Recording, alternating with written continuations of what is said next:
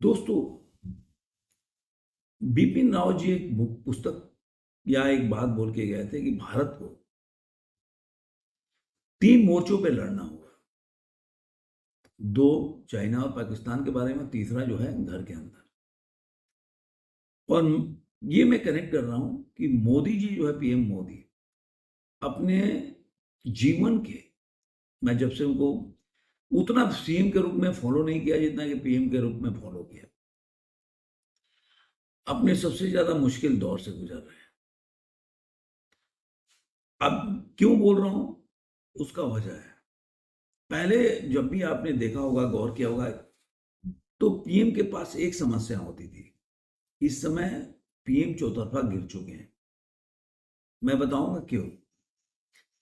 क्योंकि जब आदमी चौतरफा घिर जाता है ना, तो कोई भी अगर चारों तरफ से किसी किसी जानवर का अगर आपको शिकार करना हो और चारों तरफ से घेर ने, कहीं भागने का रास्ता ना हो, तो उसका शिकार करना आसानी होता है। जब जानवर एक रास्ते से आप आगे से घेरेंगे तो कोई और रास्ते, 3 रास्ते और खुले होते हैं, कहीं भी भाग सकता है। लेकिन पीएम मोदी इस बार अपने जीवन के, मतलब प्रधानमंत्री काल से, मैं जीवन भी बोल सकते हैं आप, क्योंकि इतना मुश्किल दौर से तो नहीं गुजर रहे होंगे। क्यों? क्योंकि बाहर से भी रास्ते धीरे धीरे संकरी होती जा रही है और अंदर से भी। जो आप कभी योगी आदित्यनाथ के बारे में सोचते थे, वही आप इनके बारे में भी सोच सकते इस वक्त। अब ये पहले शुरू करते हैं कि भाई बाहर के रास्ते क्या है, और बाहर के रास्ते भी कैसे 3 तरफ से गिरे। पहले आपने जितना भी देखा होगा राहुल गांधी को, तो उनके पास एक मुद्दे होते थे। आपने एक को अगर मान लीजिए कि डिसमेंटल किया, एक के एक्सपोज किया, जब भाई फेक न्यूज है, तो उसमें टाइम भी लगता था, लेकिन उसके बाद वो 2-3 महीने के बाद वो साबित होता है गलत है। लेकिन इस बार मुद्दे थोड़ा सा बिल्कुल डिफरेंट है। पहली बार हुआ है कि उनके ऊपर 3-3 मुद्दे लेकर आए बीच पक्ष। अगर नरवाने पे वो सफाई दे रहे हैं, तो फिर एस्टीन फाइल आ रहा है। एस्टीन फाइल तो ट्रम्प के सामने उन्होंने जो डील किया, ट्रेड डील, उसमें सरेंडर है। तो अभी बीजेपी भी समझ नहीं पा रही है कि भाई किस मुद्दे पर किस तरह से मैं इसका सामना करूं, किसका जवाब। क्योंकि जो नरवणे के पुस्तक पर वो बोलते हैं, सफाई देते हैं कि देखो ऐसा था, उन्होंने ऐसा बोला था, या जो भी उनके पास अपने आंकड़े होते हैं वो प्रस्तुत करते हैं। तब तक उनका आ जाता है कि भाई ट्रेड डील ऐसा है, ट्रेड डील में उन्होंने सरेंडर किया। और ट्रेड डील के बारे में बोलने जाते हैं कि भाई नहीं, बांग्लादेश के साथ 18% है, उनके साथ तो 19% हो जाएगा, हमारा कैसे टैरिफ जो है फायदेमंद है, कि वो कपास जो खरीद रहे हैं अमेरिका से, उसी पर ट्रेड उनको 0% है, तो आखिर खरीद तो अमेरिका से रहे। तब तक वो जेफरी एस्टिन का फाइल है, वो आ जाता है। तो सवाल ये है कि ये हो गया 3 तरफा के। चौथा, उनके अपने पार्टी में यूजीसी का एक ऐसा मुद्दा है जो सुप्रीम कोर्ट ने उनको एक, बोल सकते हैं कि एक रास्ता दिया था निकलने के लिए, लेकिन वो रास्ता को भी वो फायदा नहीं उठा पाए। क्योंकि मोदी जी में एक आदत घुस गया है कि वो किसी चीज का सामना करने से, अब देखता हूं उनकी एक्टिविटी बताती है, वो घबराते हैं। ऐसा मुझे भी लग रहा है। शायद मैं बहुत दिनों तक इस बात को एक्सेप्ट करने को तैयार नहीं था, लेकिन अब मुझे लगता है कि वो घबराते हैं, हेड ऑन नहीं देते। मैंने कल वीडियो बनाया था, योगी आदित्यनाथ और मोदी जी में क्या अंतर है। योगी आदित्यनाथ को अभी अभिमुक्तेश्वरानंद जो का मुद्दा था, केस, उनके ऊपर लोगों ने टारगेट करने का प्रयास किया, लेकिन योगी आदित्यनाथ ने भरे असेंबली में हेड ऑन लेके उसका जवाब दिया। ऐसा मोदी जी नहीं कर पाए, और बहुत दिनों से करना छोड़ दिए, जिसकी वजह से अगर देखेंगे तो एक जनता में एक संशय बन जाता है कि आखिर क्या वजह है कि भाई मोदी जी डर रहे हैं या क्या है, इसमें कोई सच्चाई तो नहीं है। क्योंकि पहले क्या था कि वो हेड ऑन लेते थे, उसका जवाब देते थे। लेकिन आज के टाइम में मोदी जी जवाब नहीं दे रहे हैं। आज के टाइम में उनके लोग भी जवाब दे रहे हैं, तो वो उसमें वो दम नजर नहीं आ रहा है। अब सवाल ये उठता है कि आखिर रास्ते क्या है। तो रास्ते तो मुझे विकट ही दिख रहे हैं। और विकट इसलिए दिख रहे हैं क्योंकि जो लोग जो मोदी जी के समर्थन में जो सोशल मीडिया पे उनके जो आईटी सेल वाले नहीं करते थे, वो लोग आम पब्लिक करती थी। आम पब्लिक उनके समर्थन में लिखती थी, एक्सपोज करती थी। वो यूजीसी की वजह से वो बहुत बड़ा तबका जो है वो निष्क्रिय सा हो गया। और वो कई लोग उसमें से टारगेट कर रहे हैं, एग्रेसिव वो मोदी जी को ही टारगेट कर रहे हैं।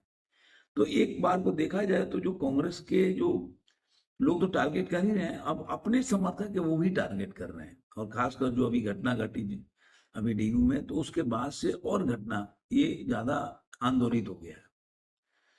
तो और उसके बाद से जब भी ये जो धर्मेंद्र प्रधान अपना इंटरव्यू देने आते हैं, तो वो कभी भी ये नहीं बोल पा रहे हैं कि भाई यूजीसी जो है वो गलत था, या उसके ऊपर वो वही टालमटोल सुप्रीम कोर्ट ने बोला है तो हम किसी के साथ अन्याय नहीं होने देंगे। भाई वो अन्याय ही है यूजीसी, तो अन्याय कैसे नहीं होने दोगे?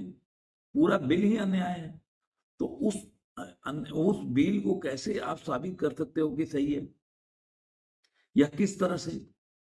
जब उसके बिल के जो भी क्लॉजेज है वो लोग पढ़ेंगे तो उनको तो यही लगेगा कि अन्याय है। आप उसमें बोलोगे, जैसे कि आपने देखा होगा बीपी सिंह के टाइम में, कि लोगों से मिलूंगा भी और आरक्षण खत्म भी नहीं करूंगा मंडल आयोग।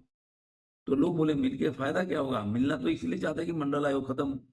आप अपनी बातों से पीछे हटोगे नहीं, तो फिर उसका फायदा क्या होगा? और यही वजह है कि आज के टाइम में आप सोशल मीडिया पे जाके देखिए, जो मोदी जी के आज भी समर्थन में जो लिख रहे हैं उनके आईटी सेल वाले, वो उन लोगों से फाइट कर रहे हैं जो उनके समर्थक थे, जो उनके पार्टी से या उनके आईटी सेल से नहीं जुड़े थे और उनके समर्थक थे।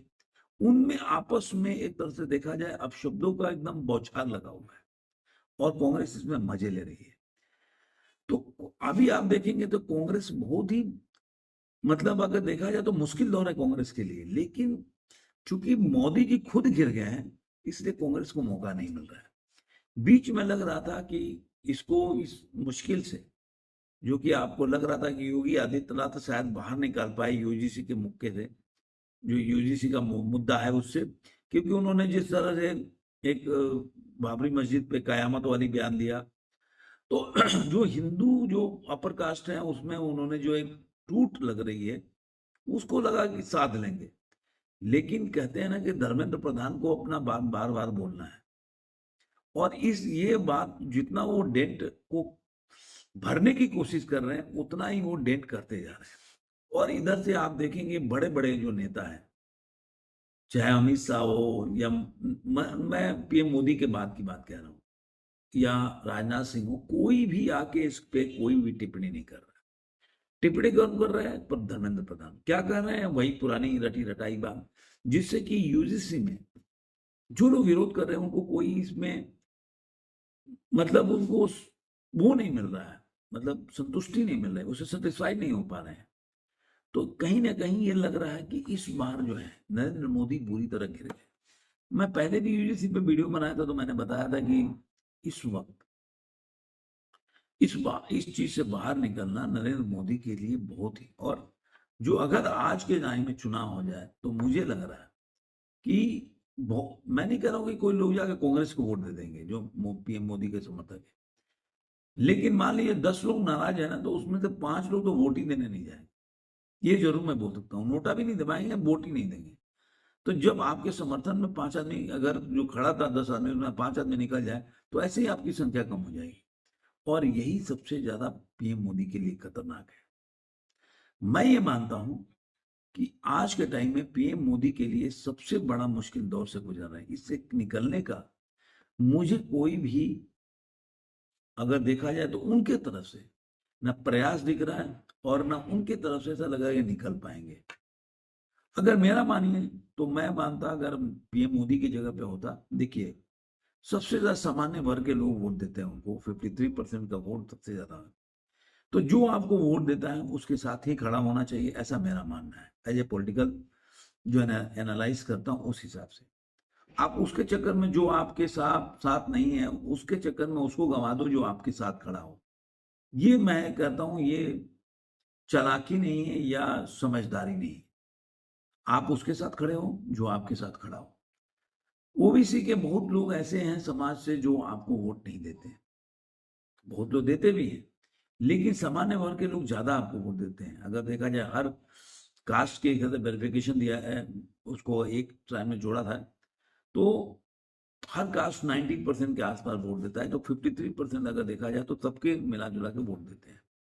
तो मुझे लग रहा है कि मोदी जी को अगर इस रास्ते से निकलना है तो सबसे पहले उन आदमियों के लिए करना चाहिए, और जो ज्यादा देखा जाए तो सोशल मीडिया पे वोकल होकर उनको सपोर्ट करते हैं।